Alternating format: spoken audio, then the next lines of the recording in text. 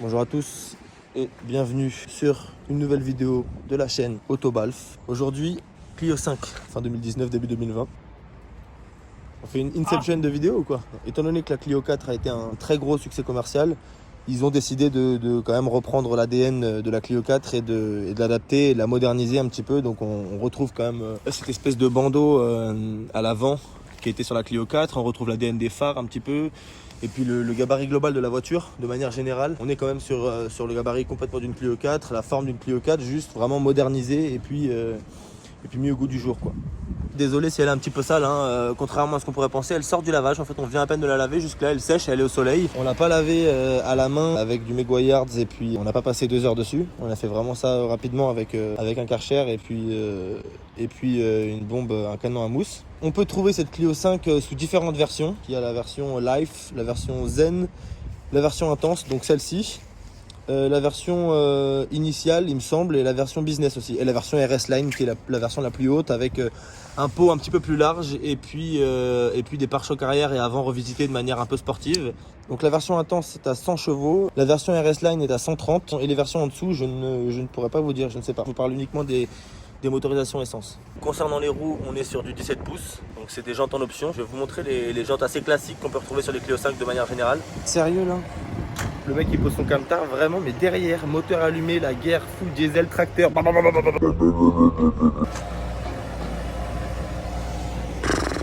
J'espère que vous allez quand même bien l'entendre dans la vidéo. On peut retrouver cet appendice qu'il y avait sur les Clio 4, donc la poignée qui se trouve ici.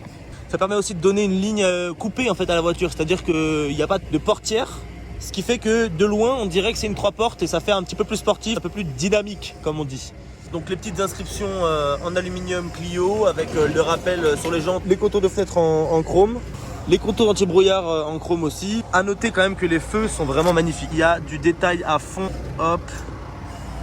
Donc les feux arrière c'est pareil, hein. On dirait que c'est légèrement fumé. On voit que ça a été retravaillé, redessiné. J'ai une Clio là. Ah oui, d'accord. Mais diesel. D'accord. Et elle a que 50 000 km, elle a 4 ans. Bon, bah, elle est toute neuve aussi.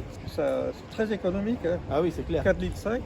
Allez, bonne journée. Bonne journée à vous. Le coffre, donc c'est un petit bouton qui se trouve juste en dessous. Voilà. La caméra est intégrée dans le logo comme vous pouvez le constater. Donc en vrai de près on voit que ça, mais de loin c'est vachement discret. C'est ta deuxième voiture. C'est quoi ton ressenti un petit peu global, rien que sur l'extérieur? Moi je la kiffe, hein. Elle passe bien, elle passe partout, elle est pas... C'est clair. Elle est classe. Elle est archi discrète, Elle est en même temps hyper elle est moderne. On va passer au coffre rapidement. Il est pas rangé le coffre. Et ça c'est une habitude, ça sur mes vidéos, il n'y a jamais aucun coffre qui est rangé. Même moi quand j'ai présenté ma voiture, le coffre n'était pas rangé. On est sur un volume de coffre de 390 litres pour un poids total d'environ 1250 kg. Il y a un sous-coffre. Bon là il est un peu mal mis, un peu là il y a environ ouais, encore je vois. 10 ou 20 cm de profondeur. Concernant le moteur, on est sur, déjà premièrement, pas de vérin 2020. Donc c'est le 1 litre 3 cylindres 12 soupapes, 100 chevaux, donc 160 Nm il me semble.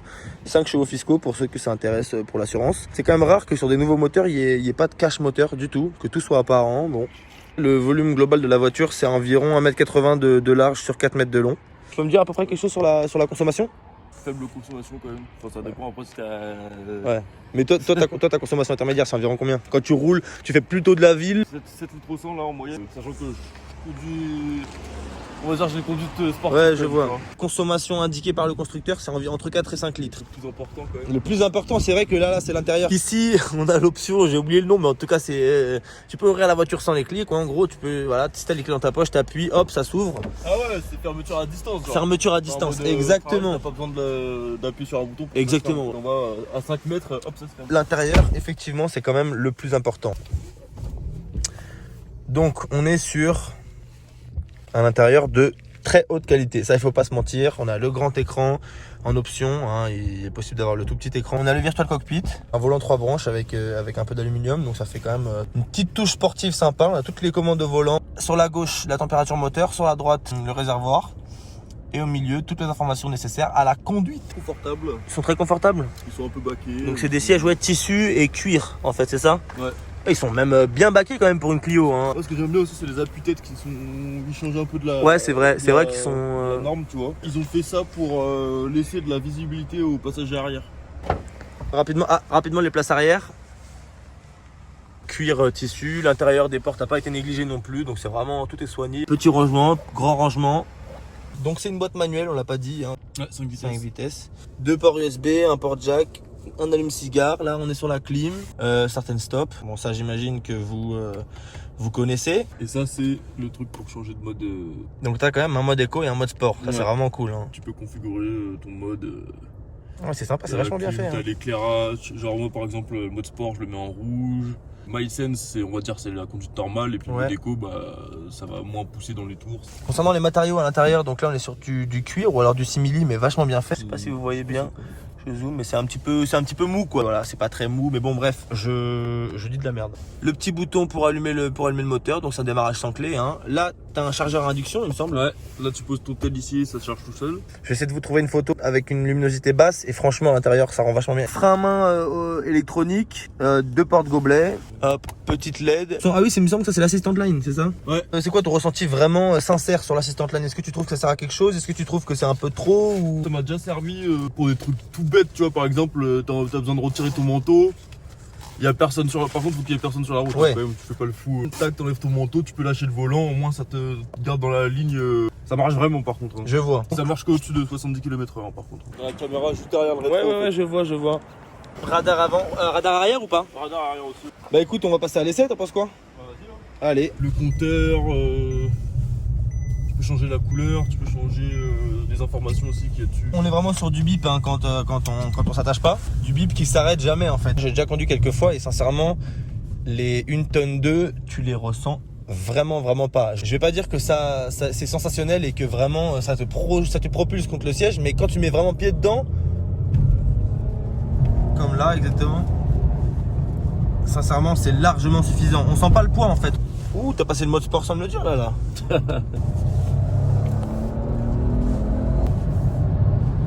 Chiche. On a le droit de doubler, hein. Là pour le coup c'est pas une ligne continue, hein. Petite LED rouge hein, comme on l'a indiqué tout à l'heure. C'est une voiture que t'as depuis combien de temps? Bah là ça va faire 1 an quand on va être en mars. Dans 88 bornes je fais 13 000 bornes. Ouais, en gros t'as fait 13 000 km. Ça te permet d'avoir quand même un ressenti global sur la voiture. Petite accélération. Ah putain, il y a le taxi. On tient à le préciser, tu as fait les 13 000 premiers kilomètres. Ah oui bah oui, elle a été achetée neuve hein. Une belle reprise, clairement.